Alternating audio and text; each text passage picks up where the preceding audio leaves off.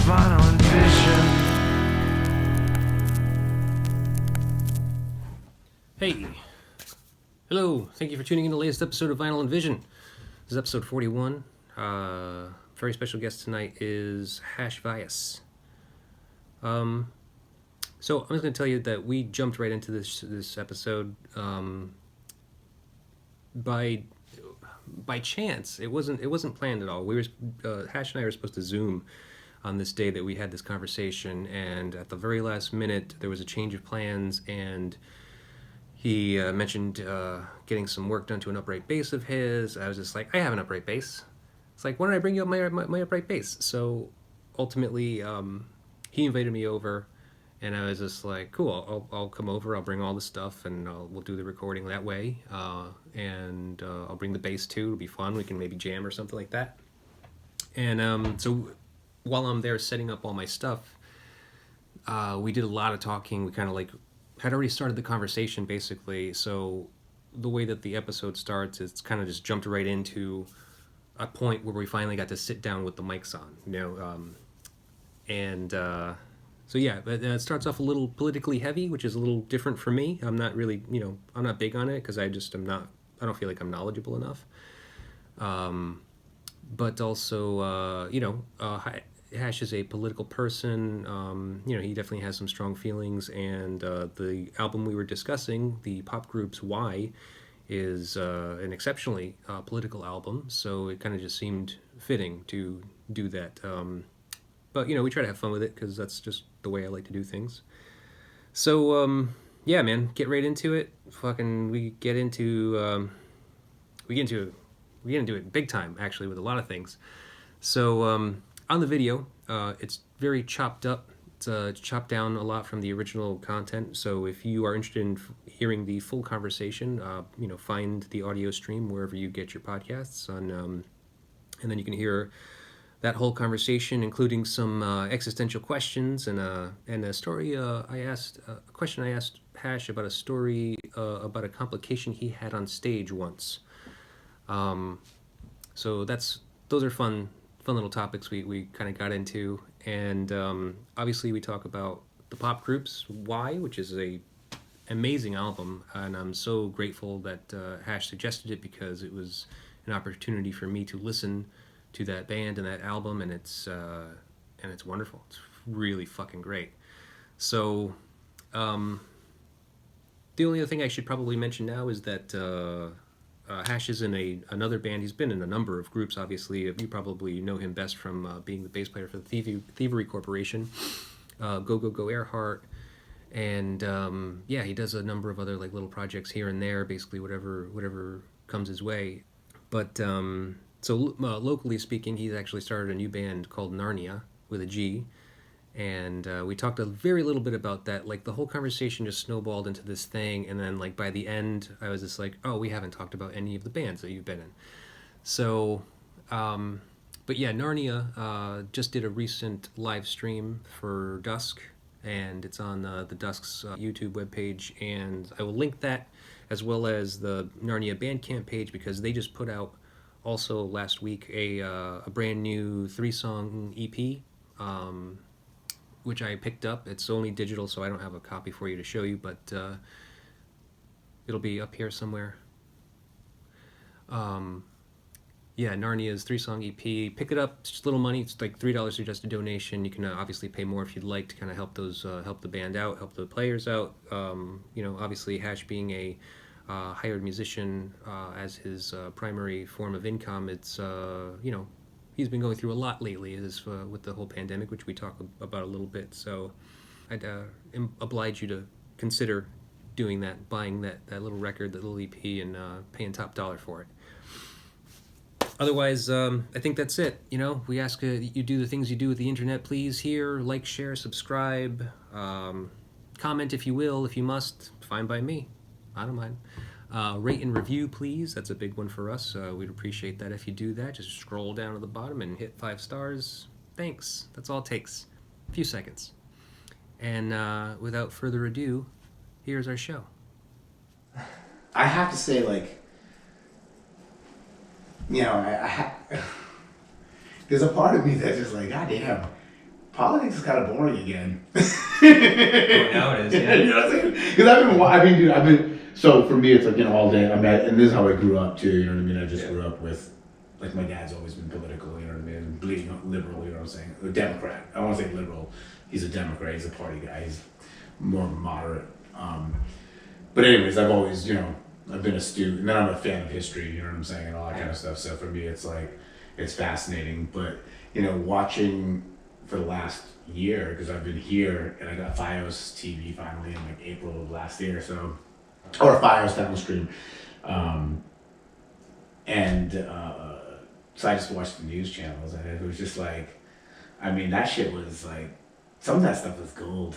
When he was talking about the detergent stuff, I was watching that live, and I was just like, is this really going down? And then it was crazy because he got so dissed, obviously, after it was over, right? Yeah. That it was like, remember that was a Thursday, and it was like, all right, we're not taking any more press conferences on Friday. We're not doing any more press conferences. And at that moment, I was like, no, we want you back. You gotta come back. You know what I mean? Like, you're killing me. You're like, it's like, this is comedy gold. When that dude was like, I'm doubling down. Oh, I feel better. Like, I feel like I'm 20 years younger or whatever he said. I was just like, this fool is straight up doubling down on stupidity. You know what I mean? He actually made George Bush look worse. Dude. He actually dude. How old are you? 40. Okay, so I'm 46. Good. So we're the same age. Yeah, dude. Approximately. Yeah, we grew up in like, we're not, 10 years, 15. Dude, you know what I'm saying? Like, I remember so when GoGoGo, when we went, the first time we went to Europe, we were supposed to go in 2001. Right. But that got canceled due to 9/11 and all that shit. And so it pushed us back, so we didn't go until 2002. And I remember the first time I went to Europe, when we were on tour for about 4 weeks, did the whole thing. There'd be some shows where people are like, oh, I can't believe that you voted him in. I'm like, dude, first of all, I didn't even vote in this election. Like, this last election was the first fucking election I voted in since Clinton and Dole. And the only reason I voted for the Clinton and Dole, because I'm always that, I'm not saying a conspiracy guy, but I'm definitely into, again, if you know history, the big names are not like the fucking little guy on the thing. It's usually like corporate dudes or military dudes or political dudes. But it was this whole thing where the only reason I voted in the Clinton one was because of Prop 215. That was back in 1996. Oh, yeah. Medical marijuana. I went to San Diego State out of college. And I was like, that was the first one I could vote for. And it was like, oh, we're gonna put out medical marijuana. I was like, oh, I'm gonna go vote for that. Yeah. And it was like, oh, wait. I looked at all the senators and like local stuff, and I'm like, I have no idea. I'm not voting for this. But then I looked up and I was like, Dole, the pencil holder, or Clinton? Right. I'm like, Clinton. He looks like he might smoke pot, yeah. Yo, he may get his dick sucked soon. Yeah. All of our predictions were correct. Who would have thought? Yo, who would have thought? Okay, on real talk, speaking of getting your dick sucked, who would have thought that would happen?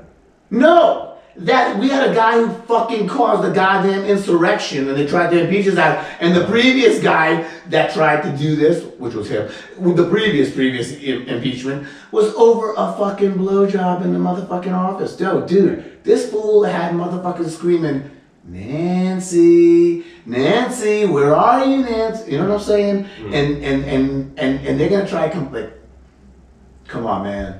Like, America has come a long way, but it's like, Kennedy got his dicks. Actually, even friggin' that wrinkly ass Nixon probably did too. You know what I'm saying? They probably all have. You know what I'm saying? Who got caught. Clinton got caught. Exactly. And they were looking for him. And listen, not a fan of him too. Like, you know what I mean? No. For me, my politics are not left and right. They're up and down. Yeah. You know what I mean? It's all about people. It's the haves versus the have-nots, the bourgeoisie and the proletariat. It's it's the Bezoses versus that guy who's hanging out at the off-ramp on 95 over there, spare changing, you know what I'm saying? It's crazy. What's really blows me away right now is the fact that there is this ism that's kind of tied to him. And the reason being is, like, again, you and I are somewhat the same age. And the fact that this clown has been in our periphery all of this time for a lot of things that aren't even like smart. The biggest issue is like, I think the biggest issue with him is just he just has like his public persona is very douchey, and for some people it's awesome, and for other people it's very turn-offish. Some people relate. Yeah. 100%. You know what I'm saying? And that's the crazy part is the people who relate to him are the dudes that we've always referred to as douches. You know what I'm saying? Like it's Exactly. guys like him. You know what I'm saying? Like just the cocky fucking think they're the hot shit and. Yeah. You know what's funny? It's like I wasn't intending on talking politics at all, but now that we got into it, this all leads into the pop group. Oh, I'm sure it does. Yeah. It does because it's political. Yeah. They're political punk rock. Absolutely. So I think the weird thing about Donald Trump is that whether he meant to or not, he was the president that for some reason managed to completely divide the country. Like there's like a 50-50 ratio nationwide of like guys that think, and I don't mean to say guys, I mean people that think this guy is my guy. He says all the things I want to hear, and he's a stand-up guy, and he's like no bullshit. And he's not a politician. And then there's the people that seem to be reasonable types that think like, but he has no experience, he has no grace, like he has no commendable traits about his personality, which make him qualified to do the job. And see, see, the hard part is this is that this is the thing about his whole existence, even within the politics aspect, is just the fact that like the things that he's been saying, the things that he's about, such as the America First thing and all that kind of stuff is all kind of sloganeering and up to the whole the now we have to deal with the white supremacist nonsense once again. You know what I mean? I thought that guy. I mean, for me, I always tell people it's like, man, I remember the skinheads. That I refer to them as the North Attleboro skins when I used to go to Club Babyhead back in the '90s, the early '90s and whatnot. Some of the stuff that came out of this fool's mouth, not in that aspect of things, which was stuff that he said too, which is kind of his base. Right. Is like the emboldening about like America First and then the white thing. Right. So if you think about it, I mean, like where we are coming from, like our lens of perspective of people who can buy into the Make America Great Again stuff, or people who when you were in your 20s in the 60s, I mean, you got to think about all these like bridges and the WPA projects and all that kind of CCC projects. I mean, like Hoover Dam, like these were things that America produced. These were, and for these guys when they were young, this was the wonders of the world. Shit, nowadays, I mean, you go fucking China, you go to friggin', South, the Middle East, they got buildings bigger than us, they got bridges, they got friggin', they got, their infrastructure is so, I mean, why do you think they're talking all about the infrastructure now? Is because our shit has been fucking, our politicians have just been siphoning from us. You know what I'm saying? And at the end of the day, or hooking up their homies, you know what I'm saying? Whatever you want to call it.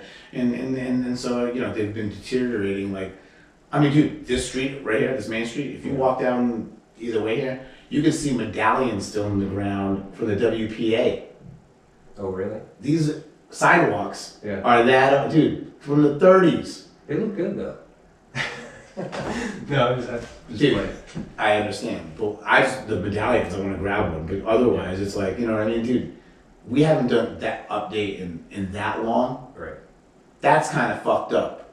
Those things, some of those medallions say 1936, 1937. Dude, we're in 2021.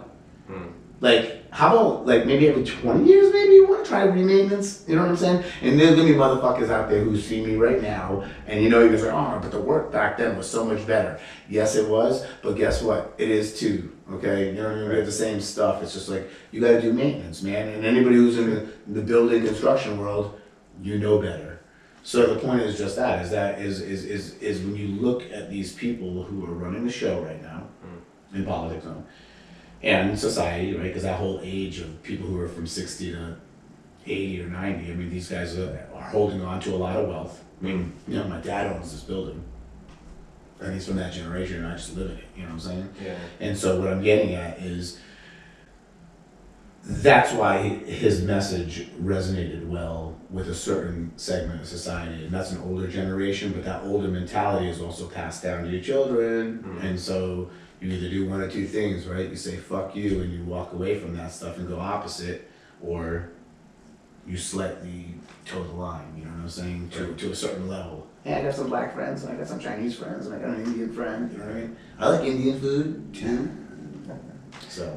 Yeah, man, I don't know, man. I don't know what to think about the way the world's working right now. It's just so fucking strange. Like everything, I had a fucking argument with my wife today, and it's kind of like about this feeling, like, cause she just gets so stressed out with things, you know? And it's just like talking about doing the business, right? Like, so you as an independent musician, like you are an independent businessman for the most part, you know? 100%. You're self-employed, music is your gig, and you need to manage that somehow. You need to have some kind of capitalistic mentality about it. Yeah, I always used to say it's about I wanted to make money making music. Yeah, and you have to be practical about it. You know, so I'm doing this gig and I do the record sales and you know, putting the record out and stuff like that. And you know, it's like I'd much rather be doing that than any other 40-hour-a-week job. 100%. And it's just a matter of just like, okay, well, how do I make this work for me instead of doing that? You know, and it's just like, and then the argument was the confrontation of, well, how are you gonna make that happen? Like, how are you gonna make it work in this economy where, you know, people are out of jobs? Like, who needs to buy a record right now? And I'm like, I understand, but people are buying them. Like, there are some people out there that aren't hurting that bad, or at least like have something, you know. Like, I understand that people's jobs have been diminished to a capacity, like, you know, the service industry workers, people that are, you know, getting one shift a week as opposed to the 4. 100%. And to a certain extent, you know what I mean? Like, I commend you on still putting out records. Right. Touche. Well, but that being said, you know, I mean, the service worker, I mean, dude, that's why I keep on telling my dad, I'm like, you know, I mean, for me, like, my unemployment's about to end out. My socialist check is about to end out. Just for all you morons who don't know the difference between communism, socialism, and capitalism, they're economic systems, they're not political systems. With that being said, it's like our industry of art, per se, is kind of troubled because, you know, most of us doing those service jobs has to do with the fact that, you know, hey, I'm going on tour for a month. Well, I mean, if you're working at a place where you had to be there, like if you're working an office job where you know what I'm saying? Like, that's not happening. You would say, hey guys, I really can't go on tour for a month. Could we just do the weekend? And all of a sudden you'd be like, oh, I guess I don't have a band anymore. But the point is just this, is that those people that are in those industries kind of like fund what we're doing too. You know what I mean? Yeah. In the sense of like, you know, you're talking about like selling records. It's like, well, it's a merry-go-round, okay? So we need all of the people, like, so we work in an entertainment industry to a degree. Yes. And it's a luxury industry. You know, it's just like, as we're finding out with COVID, we don't need that shit. Mm-hmm. But the people that make it, the artists and the musicians and the crew that go behind those productions, you know, the cameramen, the electricians. The whole nine. The whole nine. Everything. Yeah. They are not working either. So now it's like, it's not just like the celebrities that people are thinking about being like, oh yeah, they're not going on tour this week or whatever, or this year, and they're not making any of that tour money, oh, poor musicians. But it's like, well, what about everybody else? It's a whole industry. Dude, that's the whole gig about the biz right now, which is really interesting because... Yeah, I mean, how are you taking it? I mean, this is really affecting you too. Big time. Are you out of your mind? Hell, big time. Yeah. I mean, it's like to the point of even like me trying to start doing my own thing where I'm like, I need to be playing those crappy shows on Monday so I can get my shit down. You know what I'm saying? Like that kind of thing, you know? I think that I mean, honestly, man, like this has been a very interesting social experiment in the sense of, hey, you can't hang out with nobody. Yeah. The more people that you hang out with, you might get it. You know what I'm saying? And it's like, you know, I remember like last year, I mean, we're already into February now, and we've got those vaccines around the corner coming to everybody. And the crazy part is that like I remember like, you know, like last year in like September, October, November, you know, like talking to certain people who are like, you know, for the first time, like, this is the first time I've been out.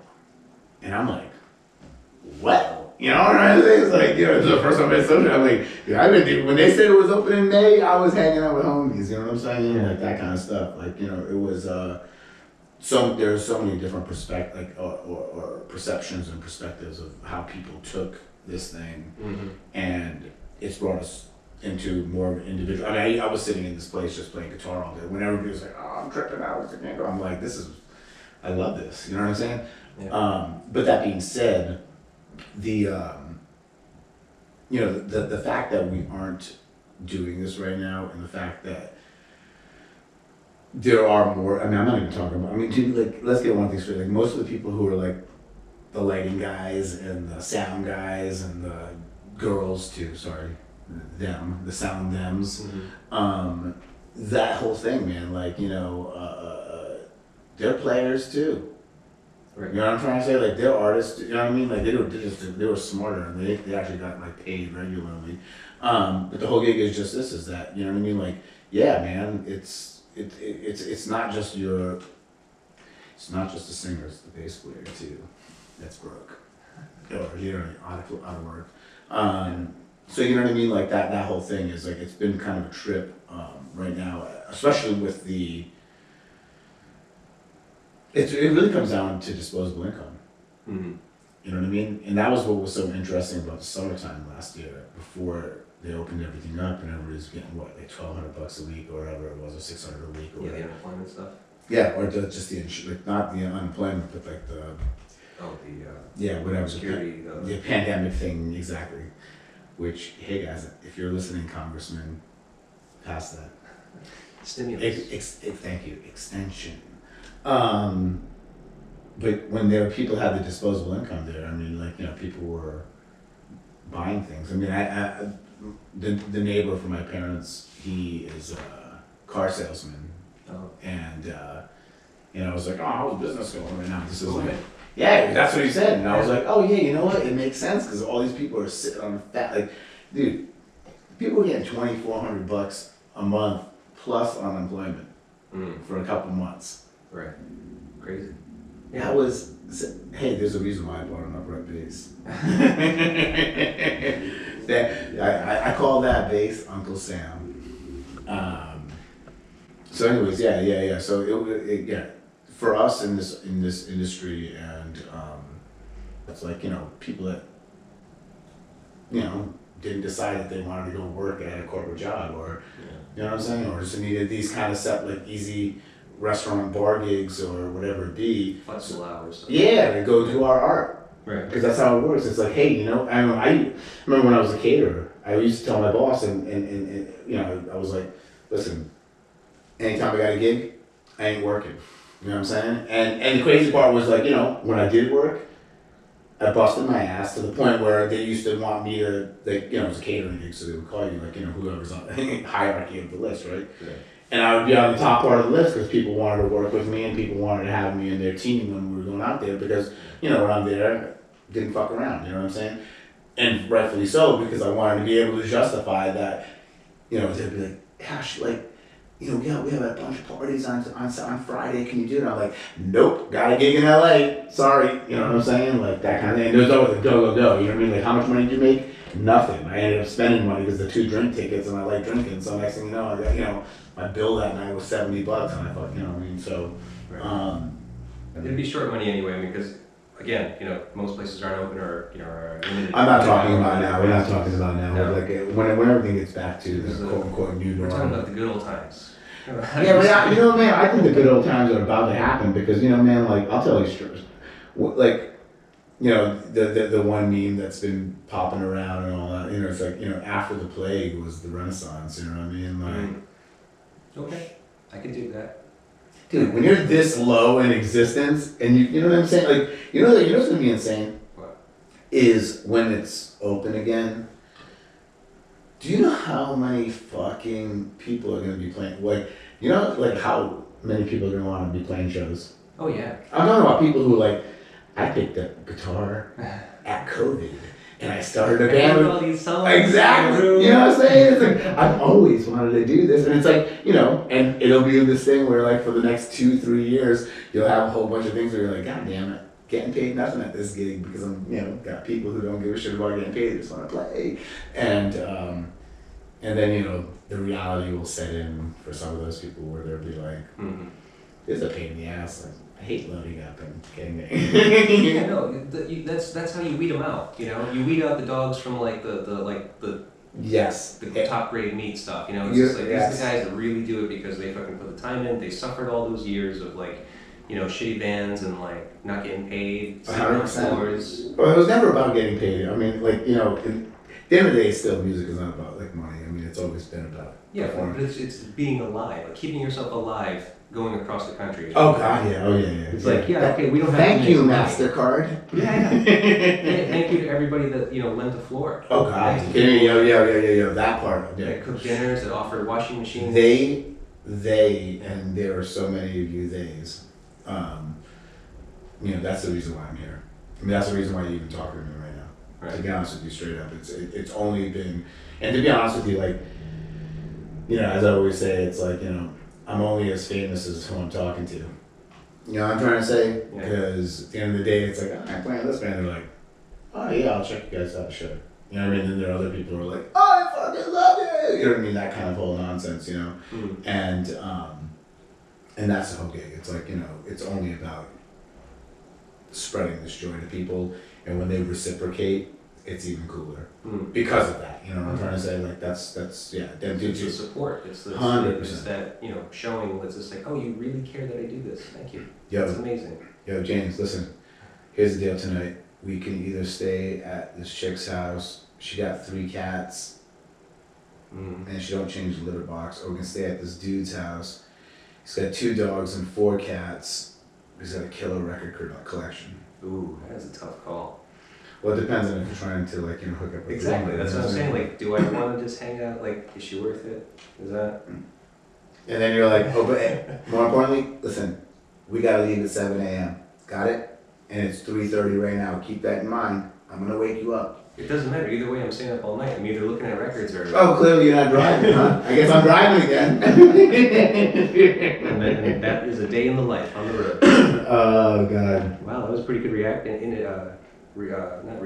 interaction. Yeah, that's usually how it works, man. That was off book, folks. We didn't script. This is the first real hang we've had. Yeah. We should get into this record only because. I know you're short on time. Oh yeah, sure. I asked you to. You invited me here, but I asked you on the show. You know what? Hold up. We can do an edit right here. Okay. All political talk. Done. Next, the pop group and why. All right, so I have invited you here to talk about the pop. Well, I have to talk about a record that was influential to you, and you chose the pop group's Y. Yes. Which is the letter Y. Yes, the letter Y. Yes. Yeah. I had never heard it before you suggested it, and so I have been listening to it, and it's fucking weird. It's a crazy record, and I'm surprised I've never heard of it before. So, yeah, I love that band, and I was. So there was a time, there was in the early '90s. There was this book that came out called, I think it was like No Alternative or something like that, and it was like it was kind of like the rough guides to music and all that kind of stuff, and the Trouser Press, and those books that rated records, and then you.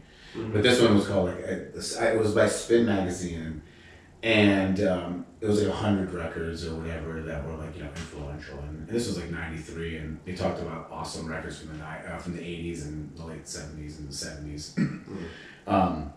Definitely a hipster's guide to being hip.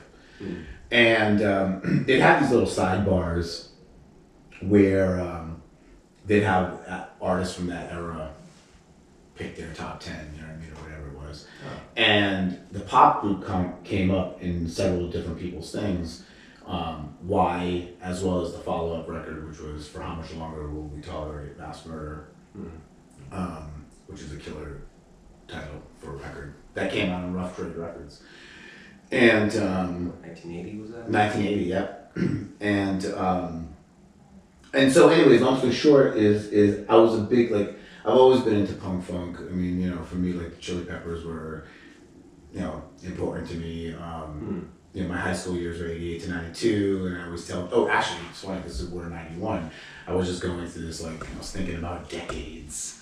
And I was telling a friend, it's like, it was 30 years ago this year in September 24th, 1991, that, Nirvana's Nevermind came out, Blood Sugar Sex Magic came out, Bad Motorfinger, Tribe Called Quest, Low End Theory came out, you know what I mean? Like, and so anyways, I've always been into like bass heavy music, period, because I'm a bass player, you know what I mean? And so were you a bass player before you started exploring music, or did the music here's a come on 10. the bass? Well, here's the thing. I mean, no, the thing was this, is that I had a childhood friend who had bought a guitar, and me being the ever ambitious, I'm like, well, guitar, well, most bands have a bass player. It's like, I'll get a bass and we can start a band, you know what I mean? He quit, and I kept on doing it. Mm-hmm. So I've been a bass player since Yeah, and it wasn't even by choice, it's kind of, you just kind of did it because you wanted to make a band. Kinda, yeah, you know what I'm saying? I wasn't thinking about, like, you know what I mean? I think now, like, had I put the attention that I do into the bass on a guitar, I could probably be a better guitar player than I am right now. You know what I mean? But so there was nothing that, like, there was no specific, like, song or band or album that you had heard? No, I just like, I like music, man. I'll still, if you want to make a song right now, like, like, we could do it with our voices, like, whatever, clap our hands, like, all that kind of stuff. No, so, for me, it was just, I picked up the bass. So how old were you when you started playing the bass? 13. Okay. And so in 91 you were how old? 17. Okay. I'm a December baby, so. So you're into 4 years of like. No, I'm into 16, so yeah. So 3 to 4 years of playing bass, and now you're hearing this like really amazing music that's kind of bass heavy. Yeah, well, I mean, for me it was like, that and like the Chili Peppers, but like, Jane's Addiction, like, you know what I mean, for them, like, that, the Nothing Shocking record, like, one thing that's great about that band, it was very bass heavy, even though they had a lot of guitars. Mm-hmm. They had some really amazing, Eric Avery's amazing. But I listen to everything, so I'm a Led Zeppelin guy. To be honest with you, that's what got me into music, and that's like, when I say get me into music, like, made me go, like, this is what I want to do. Yeah. You know what I mean? No, I said, I read Hammer of the Gods, and I was like, yeah, well, this is what I want to do, I listen, I've been listening, my parents will tell you that, you used to dance to Fly, Robin, Fly, you know what I mean, like, all that kind of stuff, and, so anyways, I've always gravitated towards bass music that's been kind of interesting, you know what I mean, or like bass heavy, like, that's why I love the whole post-punk scene, you know what I mean, to go back to even the pop group and what we're talking about right now, right. And many of those bands, whether it be Joy Division or The Fall, Gang of Four, exactly, the Slits. PIL. Actually, to be honest with you, PIL. Jaw Wobble is. I love reggae, so you know what I mean. For me, the first 2 PIL records are like Bibles. And I'm not a Christian. But so then what is it about the pop group? Because you chose this record specifically, any of those other ones you've mentioned. And the reason being is this record is awesome because to me, like, this record is kind of like the blueprint of what I'm about musically. I was gonna assume that. Yeah. You know what I mean? Like, sounds it. Yeah, and that was the crazy part. Like, having heard so much about them, like a dear friend of mine who I haven't seen in many moons, Tony Vick, older gentleman, probably maybe 10 years older than me, so he's probably in his mid-50s, late 50s now, and dare I say he's in his early 60s. Tony, love you to death, because he was a dude who used to work at Lose Records in Encinitas, and when I was doing the GoGoGo thing, we were mining the whole punk funk thing too. And not in a Chili Peppers way at all. More like this, the Gang of Four kind of thing, where it was more like, serious and not so much about like, like chicks. I'm not even gonna diss the Chili Peppers because it's all revisionist bullshit. But it's like at the end of the day, they're just white boys doing P-funk. You know what I mean? You know what I mean? Even to the goofiness of the sexism and all that kind of stuff too. You know what I'm saying? Yeah. But anyways, that being said, Tony Vick. When I was like, yo, hey, and at this time, we're talking about the mid-90s at this moment, like 94, 95, it was hard to find some of these records. You know what I mean? It was still like, you know, a record. You had to go out and search for it, or you have to pay import prices and whatever. And anyways, he had one day when my band was playing at the Casbah, which is like a big club in San Diego, or a tiny club, but it's like the punk rock club. He showed up before one of our gigs, and me and Mike, the singer in the band, our band, Tony brought us a CD of a burnt CD of the pop group's Y record, and in hindsight, I think it was the reissue that may have come out in '96. Only because at that time, instead of opening up with Thief of Fire, which is what the original album opens up with, which is what we'll talk about in a minute. It opens up with She's Beyond Good and Evil, which was actually the first single that they had put out earlier in the year. So I think I did a little bit of homework myself this last week. So apparently this record came out on 4/20, 1979. But I guess earlier in the year, they put out their first single, which was She Is Beyond Good and Evil. So when we had gotten this CD, that came on first, which didn't really matter because that song was amazing. And then the rest of the record just kicked in, and it was everything that at least I was about, and you know Mike picked up on it too. But I'm a little bit more into the avant-garde. Like I love avant-garde jazz and stuff like that. Like Mike I think appreciated it, but he was definitely more of a, he was more Bowie than John Coltrane. You know what I'm saying? Yeah. And so. Well, you had to have your mix, obviously. I mean, like, so you're talking about the band GoGoGo Airheart. Yeah. And I listened to all of those albums, actually, and I can see the influence pretty clearly. Right. We even covered one of their songs, actually, on the Flame record, whatever, I don't know what it's called, self-titled. Oh, did you? I didn't. It's called Trap. Okay. Yeah, it's on a different record. Yeah, okay, so I couldn't have made that reference, but I can see the I wouldn't have even noticed that because I could hear, a lot of the similarity from the pop group in what GoGoGo was doing. That's kind of what I was happy about it. And again, like, if we were like talking about the first song on the record, I mean, when this song opened, I mean, Thief of Fire, I mean, like that bass line and the guitars, like ching, ching, ching, ching, ching, ching, ching, ching, ching, you know what I mean? It's like so. Oh, I see. Okay, wait. So I didn't realize that it had a separate like track listing from the original release. No, the original release is Thief of Fire first. What do you have first? I actually have been listening to it digitally from iTunes because I don't. I don't have any copy of it, physical copy. So. Well, I just go on Spotify, and for me. Yeah, so it starts with She Is Beyond Good and Evil. Oh, dig. So okay, so I've been listening on Spotify. They have the 40th anniversary issue. I think it came out in 2019. Yeah. Like if you get it on wax, it opens up with Thief of Fire. Okay. And it ends with, what is it? What's the song? Whatever the song is before We Are Time, because We Are Time opens up the second side of the record. Don't Sell Your Dreams? No, that's the end of the record. Period. I think what's before We Are Time? I think it's is it Blood Money? Yeah, Blood Money. Yeah. So that ends the that's the flip. So it opens with Thief of Fire on one side, and back in the day when you used to do records, when you used to sequence for records. Yeah. I still do.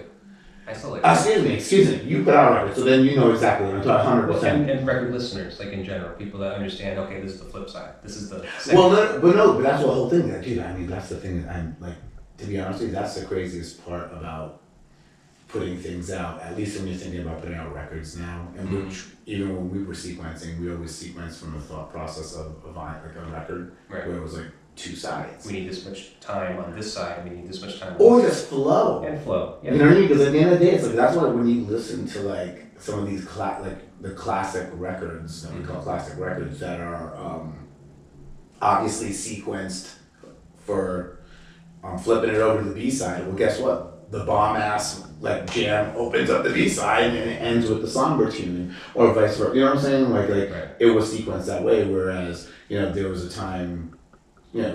Where you would sequence for CD, and where it's straight through. Now all of a sudden it's like, okay, I'm gonna have a climb, a peak, work towards the peak, then it climbs down, then I we end with the back. However you would sequence it, but it became one long piece as opposed to sides. So anyways, that's the thing. It's like if you get it on record, it's Speed for Fire that opens up, and then the B side would be. I have to figure out about the reissue now too, because I didn't realize. I'm assuming that the reissue, even on vinyl, like the latest one, like came out in like the 90s, isn't it? The 90s. 2013. Okay. But it's like a Japanese release. Oh right. That's the thing. Yeah. There was a Japanese bootleg release of their stuff, which I used to have. Oh yeah. That'll probably be worth some good money. No, unfortunately, I'm talking about I used to have, as in like on a hard drive that shot the bed, and I'm like, damn, it's gone. You know what I'm saying? Dude, the bootleg's amazing because it's all live stuff, and it's like it's from like the late '70s or while they were a band. You know what I mean? Because they got back together again and started touring again. About 10, 12 years ago. Well, so it seems like that latest reissue, like that, I think it was the 40th anniversary on Mute. Yeah.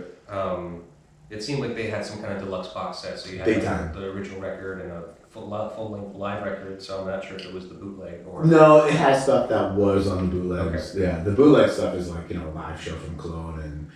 I can't remember what the other one is.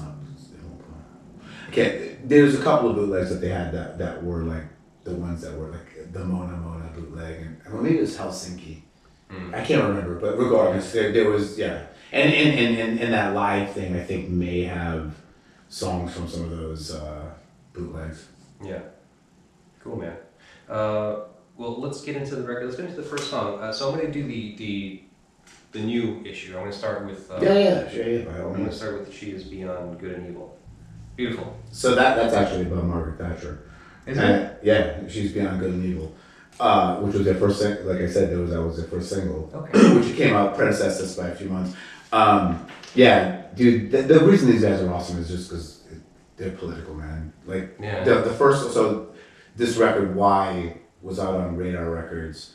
The next record, the last one at that time, was out on Rough Trade, and the single that they put out before they put that out was a song called We Are All Prostitutes, and you have to hear that. On a side note, that song that we just heard, St. Vincent did a cover of that. Oh yeah. On like Conan or some one of those TV shows, and my friend Toko, she actually plays keyboards with her, so from E9, so that was kind of tight. Cool. Yeah. So that's funny. I didn't realize that it was about Margaret Thatcher. I know that they're a political band, and so I've been kind of like really focusing on the lyrics.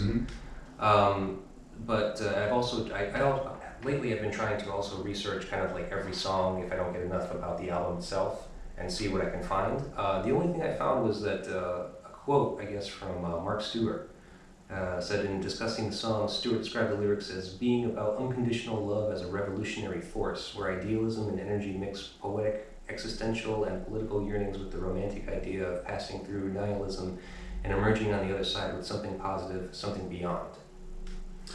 That's what you call a proper British education right there. That sounds like posh boy stuff. Yeah, for sure. I mean, I've watched some interviews with him recently too. He's awesome. Yeah. He's a very intelligent dude, and the real talk is the fact that these cats were like 19, 20, 21 when they put this out. Right. Which is awesome.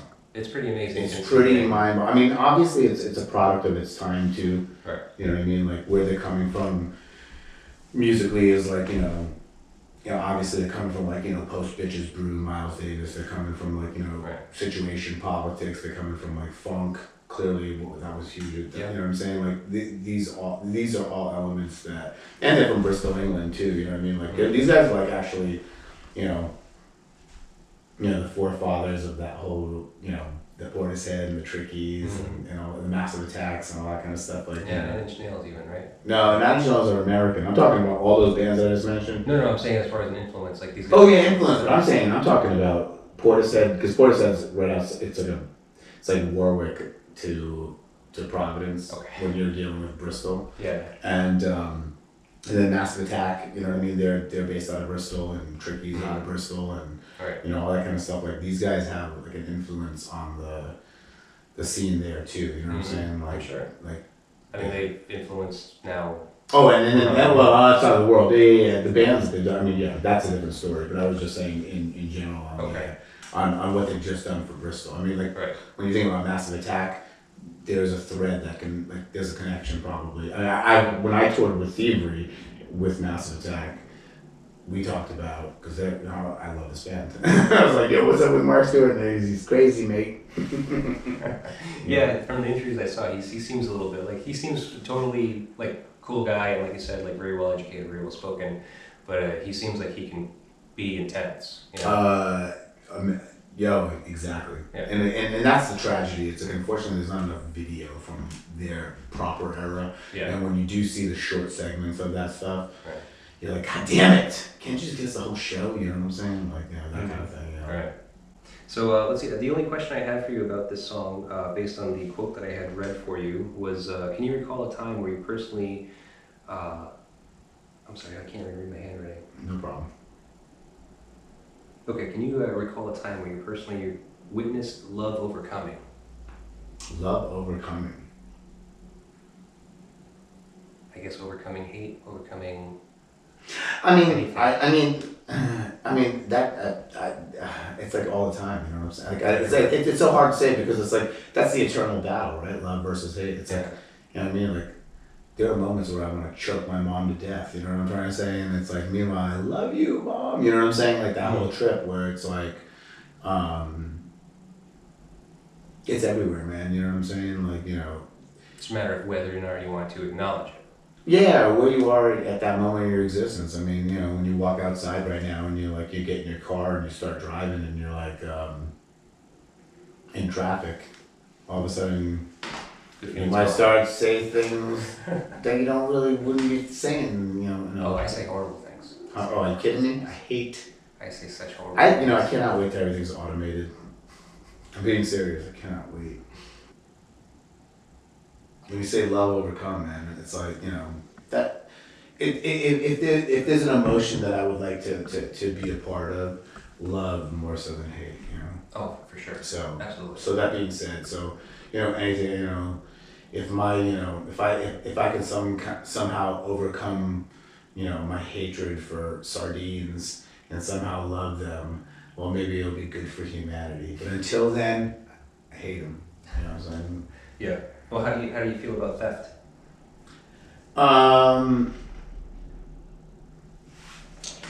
Depends on what you're stealing. How about fire? This is my jam, dude. Right? And thief of fire is knowledge, right? And oh man, boom, ba doo doo doo, like yo, and the bass line, yo man, this jam is nasty. If you listen to the reissue version, they've got like a demo take of that, and it's just rawer. So they would go, okay, so it opens with that like, you know, that noise that we heard before it goes into the thing. Now think about hearing that on a wax. Like, She's Beyond an Emo, like, yeah. That's the problem that I have with the reissue and how they pumped that in the front, was because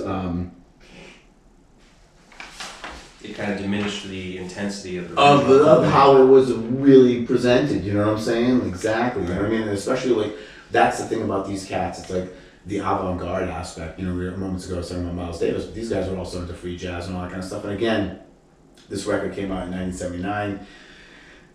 You know, the music that was popular in popular. I'm even talking about avant-garde jazz where there's like 10 guys at the show. You know what I'm saying? Like, right. That's still considered pop music, right? You know, underground is, who knew what was underground back then, because it was still underground. It didn't get up right there. Like, so I just think that they had, you know, the one thing that, like, I tell people a lot about my involvement with the Thievery Corporation thing that I do is, you know, those guys had Rob and Eric making music upstairs, and in the basement they had a management team that was selling their stuff. And that was the thing. It's like, you know, these guys obviously had some sort of organization, you know, outside of, like, it wasn't as Ian MacKaye as everybody thought it was, you know what I mean? Yeah. Like DIY, you know what I'm saying? Right. Well, with just how weird the music is, you kind of just imagine, it's just these freaks that are just making this stuff, and like, they just kind But they're kids, man. But honestly, they're like, they're kids. They're like 20, 21, 22, like, they're not, or like 19, 20, 20. They're not old. They had to have a team behind them, because like, how else are kids going to be able to record this record first and foremost? Right. Yeah, get the production. Well, but the thing is, but again, let's get like one thing. I mean, and mind you, there were probably a lot of, you know, wannabe Svengali types that want to be Malcolm McLaren or Bernie, Right, yeah. you know what I mean, from the Clash and all that stuff. And so anyways, that being said, the game was kind of already kind of set up. Mm-hmm. You know what I mean? Like, I mean, I'm a huge football fan, and it's like, you know, you ask yourself, like, how did these guys happen? You know what I'm saying? And it's like, there was a movement that was happening when you're part of a movement in a time. We'll get to We Are Time. But the thing is that, you know what I mean? They just had time and place is everything. 100%, you know what I mean? Like, you know, when I think about the whole Seattle thing, you know what I mean? When I was a kid, it's like, you know, I have a friend of mine, she was like part of, like, she knows all those people and was living in Seattle at that time, and you know, when the magic is happening. But meanwhile, she was friends with Susan Silver, you know what I mean? And then Susan Silver was the management team and or part of the managing thing, where Soundgarden got to do their thing and Alice in Chains got to do their thing, because they had somebody who was managing the organization on a business level, doing the deals to get these guys the gigs, you know? All right. I was going to ask you a question, but because you said that, I'm kind of curious. So do you think that, like, is it always, like, is it universal that the only way a band will ever succeed is to have, like, proper presentation, or can an independent band actually succeed independently? Here's what it comes down to. Who's dealing with the business? Because there's always a business end, so who's doing Well, the no. business? Who's doing the business? I mean, like, yo, so I will always say this. You know, Ian MacKaye ruined my life. Mm-hmm. Because the whole idea behind the DIY thing and all that kind of, I mean, dude, I was blessed. GoGoGo got to play with Fugazi several times, you know what I'm saying? Like, they're friends, they're certainly, they're acquaintances, you know what I mean? Like, they're, and Ian's astute. You know what I mean? Like, Ian's got people booking stuff too, but you know he's also dealing with the business too. And then you have other bands, you know what I mean? Like the Thievery guys had managers. Like, not they made the final decisions, but they had guys who were dealing with their business. As I said moments ago, I mean, you know, they had the Brownstones in DC, and you know, on the second floor they were making music, and in the basement, you know, they had, at the height of their operation with me, you know, there was like 6 people that were working downstairs. Like, I think one of them was an intern, but otherwise it was like, yeah, you know what I mean? Somebody's like, let's get one thing straight, you know, if you're gonna charge at the door or you're gonna charge the thing, you know what I mean? Like, where's the money going? Mm-hmm. What I'm talking about more so is like, because what you're talking, like, my whole thing is what's success? Okay, well, maybe it's perception. I think that's the key word, because the perception is that, like, not perception of success, but a perception of, like, this is something you need to know about. You know, it's just like that influencing through public relations, I guess, where, like who said it? Someone's talked to me recently about, like, you know, oh, I heard about this band, and then I saw that they were on that label, and it's like, well, that label's cool. The association of being on that label. Yeah, but that's how it's always worked, you know? It. Yeah, but that's the whole thing. That's how it's always worked, because, you know, even when I was, you know, looking up stuff on these guys again, it was like, you know, when this record came out, you know, like, you know, at its time, during its time, it didn't get fucking, you know, 5 stars in the front, you know what I mean? Like, it was, people still gave it shit. It was mixed reviews for sure. You know what I'm saying? Like, you know, what made it a classic is time, right? You know what I'm saying? Like, you know, I mean, I'm paraphrasing now, but I remember, like, you know, reading this, you know, quote where it's like, you know, things that tend to be like, you know, 60% familiar and 40% unfamiliar tend to be popular at the moment, but things that are like, you know, 40% familiar and 60% unfamiliar tend to stick around forever, you know what I'm saying? Like, that kind of thing. And that makes sense, you know what I mean? Like, you know, to go back to the whole grunge era and all that kind of stuff. Like, you know, I remember when I was a kid and like living through that, and you know, like a band like Stone Temple Pilots, where you're like, man, fuck those guys, they're just posers, listen, this is the sound. But like, you know, in hindsight, I remember like in the early aughts when I didn't give a shit about any of that crap anymore, I was like, you know, I was working catering and, you know, had the radio on, and, you know, Stone Temple Pilots song came on, I'm like, this is a lot catchier than a lot fucking, you know, a lot of Pearl Jam tunes, you know what I'm saying? It's, you know what I'm saying? Like, yeah. But, you know, like, it's just about perception and time and all that kind of stuff, so. Okay. I want to move on to the next one, Snow Girl. Yeah, this is killer. Here we go. Check that out. That came out of that, which just started off. You know what I'm saying? Like, yeah, that guitar on the side right there, like. So just okay. Wow. It's just agit funk, man. Like agitated funk. And again, at this time, man, like, it's like I don't know if you're familiar with Ornette Coleman's Primetime period, but that is some like the Primetime album that came out, like what Ornette was doing in the mid '70s, was this kind of proto avant-garde jazz funk and harmonics and all that kind of stuff, and these kids were obviously hip into it, because even who James Chance and the Contortions are? Mm-hmm. Same vibe, except James Chance happened to be in New York when all that stuff that Ornette was doing with Primetime was there. Hence the reason why Bernard Nix, who does play with Primetime, ends up playing in the James Chance and the Blacks or whatever, like the 1980 bands. Mm-hmm. But anyways, that kind of what we just heard, which was that funk with noise, avant-garde noise. I mean, that piano stuff could be like, Cecil Taylor, or it could just be like, a whole bunch of other out there free jazz guys that were coming up, that were like, to think that the free jazz movement in the '70s was kind of pumping and thumping, it's pretty amazing. And you can hear it in this guy's stuff. Crazy. Yeah, you know what I'm saying? It wasn't like, it wasn't like rock and roll. You know what I mean? It was like guys who were listening to funk and reggae, and I mean, the guy who produced this record is Dennis Bovell, and he had a band called Matumbi, but he was doing like British reggae. Right. I think he's from Barbados, so I don't know. I know he's not from Jamaica. He's from one of the islands, but he was a big deal with this record. He used to work with Linton Kwesi Johnson. I don't know if you know who that is. No. LKJ. He was a British. Check him out. Okay. All part of the same era, and having him produce this record was dope, because if you do listen to For How Much Longer You Tolerate Mass Murder, the second record, the production is much more raw. You know what I mean? I started listening to it a little bit, but I didn't really get into it too far and too in depth. Yeah, but I'm just like when you listen to this record and you're hearing all those like "Where unto what," like you're hearing all these kind of like crazy, "Wah," like that kind of stuff. Like it's they did a really great job. Yeah. The production for this record is ridiculous. Right. All right, we're gonna move on to Blood Money. Oh, this is great. This song is great, man. I mean, this song too, because this is the epic. This song, it's like a super dubbed out jam. You know what I'm saying? Yeah, but it has like that. It has that hinge, that little tinge of like punk and proto punk. And Oh stuff God, like big time, big time. Are you kidding me? It is all about it. I mean, Right. it is. It's like right up there with PIL. Oh, big time, exactly. Yeah. And and that's the whole thing. It's like, obviously it was in the air. Mm-hmm. You know what I mean? Like, Oh yeah, for sure. All right. Well, so Gnarnia is playing on the 25th, which is Thursday. Yes. I will link the stream to it so that Oh, you can cool. they'll be able to watch the whole thing after the fact anyway. So Very cool. Very cool. Thank you.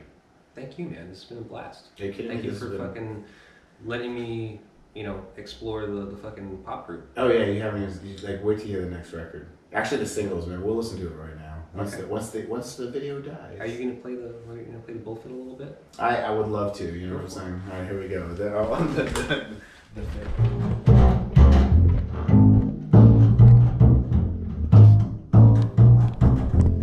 Ooh. It's probably not even in tune.